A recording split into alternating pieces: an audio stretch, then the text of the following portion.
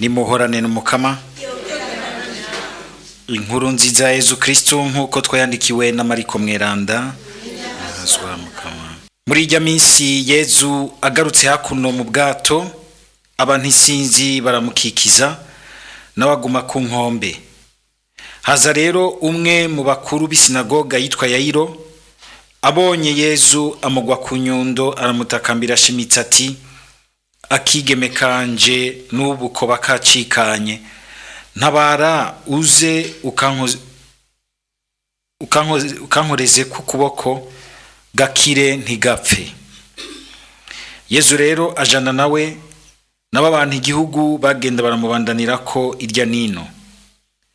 Hagasangwa harimwo umugore yaramaze imyaka 12 agwaye umugongo.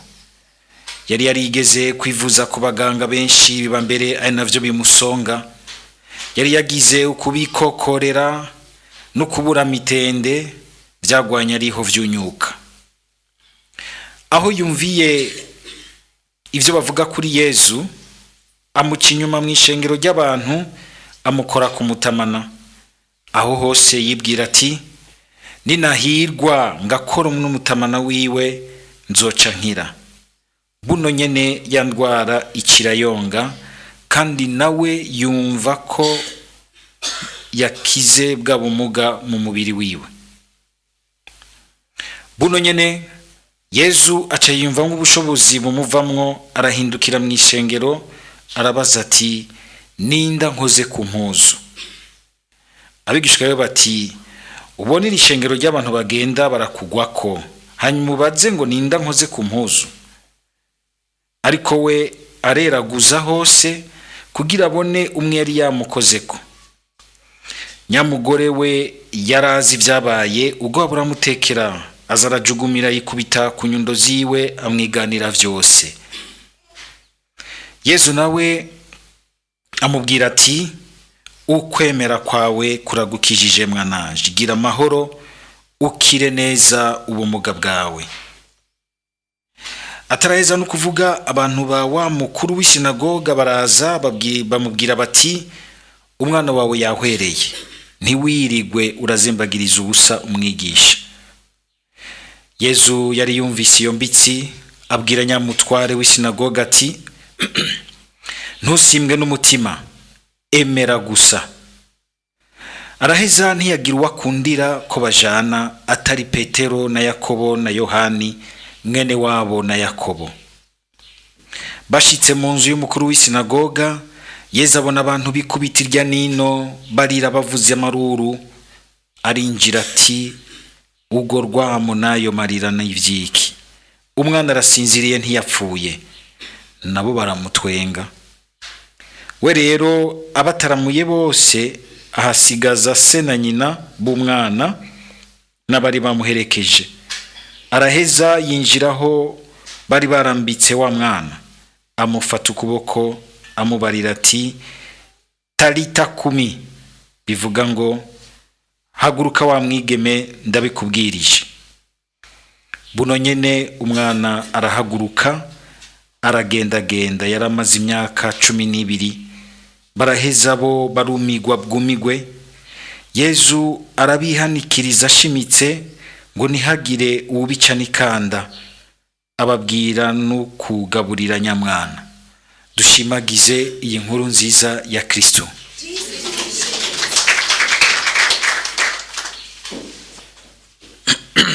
Kubazi kuzirikana ivyiza Imana ibagirira, barazirikana bakumva ko ico bapfana gisumba na kure ico bapfa. Ibyo bintu mubizirikane neza. Ku muntu bugiye ari mu Mana neza, arumva ko ico apfana na mugenzi we kirengeye na kure ubwo buntu buto butabano bashobora gupfa. Ivyo bindi bintu bito bitabano bashobora gupfa. Ico mupfana mu butumwa murangura, ico mupfana mu bukristu kirasumba na kure bwa bundi bwose buhagaze ku makaprice n'amakaraktere yanyu. Dawudi turavyumvise, ingene yumva ko ico apfana na Abusalomu gihambaye ico bapfa, intwaro, intebe, ubukuru. Akumva ati Abusalomu nubwo yariko arampiga apfuye sagahimbare kuri jewe, vyari vyiza iyo ndamugira mu bandi bana. Bikamubabaza akumva muririra, kuko azi neza ko ico bapfana, amaraso basangiye ahambaye rwose gusumba ivyo bapfa, iyo ntebe, iyo ntwaro, la couronne, le règne. Tugire Kristo. Ico dupfana, Imana iduhurizamwe ikatugira abayo, kirasumbana kure bijya bindi dupfa. Mbere tukabipfa turi mu gihugu c'Imana, tukabipfa turi mu vy'Imana. Aba bari abantu bo mu gihugu c'Imana. Mugabo hageze ku bintu vy'intwaro, hageze ku vy'uwo twara kaganza, Abusalomu akiruka kuri se wiwe, akagomba kumwica. Uyu munsi tukabona abiruka no kuba bapfana ibintu bikomeye, amaraso, abiruka kuba bapfuye urupfu rumwe rubi, baratunuka bari mu ishamba bagwana ngo bashikire nabo ingene borongora igihugu. Mugabo hageze yuko umwe wese afata irya ntebe, ukabona bose baribagiye ico bapfana,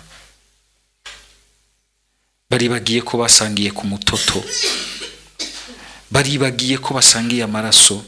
Hari igihe bidushikira natwe ugasanga ubuntu buto buto buhagaze ku bikomere vyacu, ku bukaraktere bwacu, buratwibagije ko hari ikintu dupfana gikomeye ndakibafinze.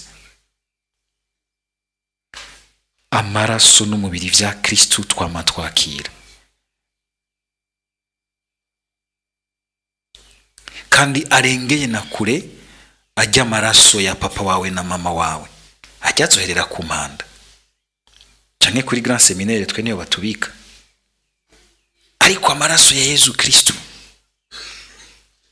hakagira igihe ugasanga hariho ibindi bintu biza ukamenga biragupfutse, ukibagira ikindi kintu umupfana. Amaraso ya Kristo, ubutumwa musangira, umuryango musangiye mu bihaye Imana, ibanga musangiye mu busaserdoti, ibanga musangiye muri ibi na biriya bikomeye, vyatumye muba nk'abantu bavukanye, vyatumye muba bavukanye mu Mana. Abavukana ugasanga baribagiye ko basangiye amaraso, ugasanga bariko bararyanira ivyitongo, ivy'abavyeyi babasigiye, ibi na biriya bitarengana aha mwisi. Ugasanga ikindi kintu dupfana cyategerezwa kuduterura kikatwugururira n'ubuzima burengera nubwo ngaha ku isi, kikatwugurura ubuzima bukurikira, tukacibagira.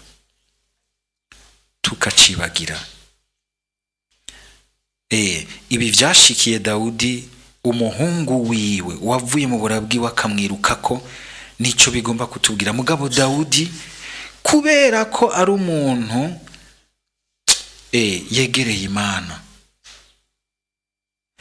arazi nawe. Dawudi arazirikana ingene mu minsi iheze yagiriwe ubuntu n'Imana, akagirirwa imbabazi n'Imana, kandi yari yarakoze ibintu bibi cyane mu nyonga z'Imana. Akumva yuko izo mbabazi nawe zimufashe akazigirira umwana wiwe Abusalomu. Nico gituma tugire Kristo, abantu bazi kugira ikigongwe, bakarengera n'ibintu bibi bashobora gukorerwa, baratsinda gusumvya uko botsindaho abandi. Umuntu w'ikigongwe yamatsinda gusumba uko atsindaho mugenzi we. Dawudi kuko yuzuye imbabazi, muri iyi ntambara y'umuhungu wamwirukako, kubera imbabazi Imana ibona umutima wiwe, irumva ko ishobora kugwana ku ruhande rwa Dawudi ikamutsindira gusumvya ku ruhande rwa Abusalomu, yuzuye amanyama n'ubwibone bwo kugomba gukura se wiwe, gusubirira se wiwe ataranataha, ngo umwana atanguye kugwana agomba gutorana ku bavyeyi bakiriho, bavuga ngo agasema ku mwana nyene. Absano yarisema. Ivyo bintu byo turabizirikana rwose, birimwe inyigisho. Dawudi iki kigongo agirira umwana we kandi yari yigize umwansi wagomba kumwica, kiratwereka umutima w'Imana. Ingene Imana itadukunda ari uko umenga turafise igikundiro, mugabo kubera yuko niko imeze, niko karanga kayo, tukayononera ibintu byinshi, ariko ikatugumiza ku imbabazi zayo, ikatubona, ikumva ituririra, kuko turi mu ikintu gishobora kutwica. Aho ushobora gusanga umuntu ari mu naba akiyemera, akabona umenga arahabona, akabona umenga niwabona kure, niwazi ibintu, niwacaracangana, niwakanura, ari mu ibintu bimwica. Imana ikagira imbabazi, ikarira. Naco gituma natwe mu kwegera Imana tukama tuyisaba uyu mutima wa Dawudi, ukwama twumva yuko ico dupfana n'abandi mu mukama gihambaye gusumba ivyo bintu bito bito twama turiko turapfa, bikatwibagiza ico dupfana n'Imana, bikatwibagiza impuhwe n'imbabazi, ubuntu bwinshi twagiriwe n'Imana, bikatunanira kubusesekaza ku bandi. Ese ikigongwe cyose Imana itugirira, ese ubuntu bwose Imana itugirira, ese ukwihanganirwa kose Imana iduha, twoheza tukumva ko natwe tubisesekaza ku bandi. Imana ikigwana ku ruhande rwacu. Imana yamigwana ku ruhande rwanyu, kuko namwe mushimye gusa nayo, mukaba abanyakigongwe nkayo. Amen.